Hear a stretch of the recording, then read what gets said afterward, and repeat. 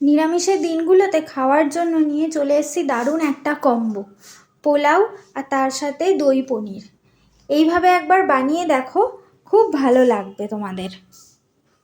পোলাও বানানোর জন্য আমি এখানে ইন্ডিয়া গেট চাল নিয়েছি, আর এই মেজারিং কাপের আমি 3 কাপ চাল নিয়েছি। চালটাকে ভালো করে ধুয়ে একটু ভিজিয়ে রেখেছিলাম। তার মধ্যে এখানে হলুদ গুঁড়ো, নুন, গোটা গরম মশলা গুঁড়ো, ঘি আর আদা বাটা দিয়ে চালটাকে বেশ খানিকক্ষণ মেখে রেখে দিয়েছিলাম, যাতে চালটার মধ্যে মশলাগুলো ভালো করে ঢুকে যায়। তাতে করে পোলাওটা খেতে আরও ভালো লাগবে।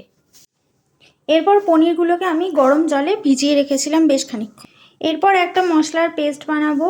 কাজু 1 মুঠো আর 2 থেকে 3 চামচ মতো তিল নিয়েছি। নিয়ে এটাকে এবার আমি ভালো করে জল দিয়ে বেটে নেব। পেস্টটা খুব স্মুথ হবে। কড়াইয়ে তেল গরম করে ফোড়নে দেবো গোটা জিরে, এলাচ এবং দারচিনি। এরপর এতে কাঁচা লঙ্কা আর আদার পেস্টটা দিয়ে ভালো করে কষিয়ে নেবো যতক্ষণ না আদার কাঁচা গন্ধটা চলে যাচ্ছে। এরপর এখানে আমি একটু সামান্য হলুদ গুঁড়ো আর কাশ্মীরি লঙ্কা গুঁড়ো অ্যাড করব। এরপর কাজু আর তিলের পেস্টটাও দিয়ে ভালো করে আমি মিশিয়ে নেব। এরপর ফ্যাটানো টক দই দিয়ে ভালো করে মিশিয়ে নেব এবং স্বাদমতো নুন আর চিনি অ্যাড করব, যেহেতু দইয়ে একটা টক ভাব থাকে। এবং ততক্ষণ মশলাটা কষাবো যতক্ষণ না দই থেকে তেলটা ছেড়ে যায়। তেল ছেড়ে গেলে এখানে আমি পনিরটা অ্যাড করব। এখানে আমি জল শুদ্ধই পনিরটা অ্যাড করব। ভালোভাবে মিশিয়ে এখানে আমি ঢাকা দিয়ে দেবো এবং ফ্লেমটা কমিয়ে দেবো।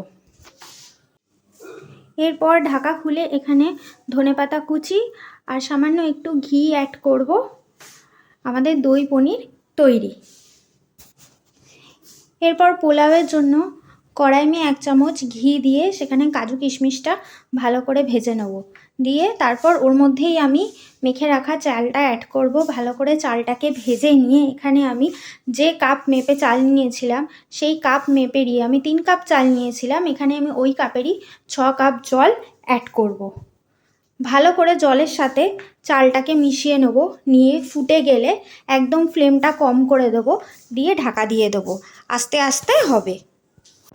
এরপর ঢাকা খুলে এখানে স্বাদমতো চিনি অ্যাড করব, করে ভালো করে মিশিয়ে নেব। দিয়ে আবারও 5 মিনিট ঢাকা দিয়ে রেখে দেবো চিনিটা গলা পর্যন্ত। এরপর ঢাকা খুলে ওপর থেকে কাঁচা লঙ্কা ছড়িয়ে দেবো। নিরামিষের দিনে দুপুরে বা রাতে সার্ভ করুন পোলাও আর দই পনির। রেসিপিটি কেমন লাগলো অবশ্যই কমেন্ট করে জানাবেন। ভালো লাগলে লাইক করবেন এবং অবশ্যই সাবস্ক্রাইব করে দেবেন। দেখা হবে পরবর্তী কোনো রেসিপিতে। ভালো থাকবেন, সুস্থ থাকবেন। আজকে আসি, টাটা।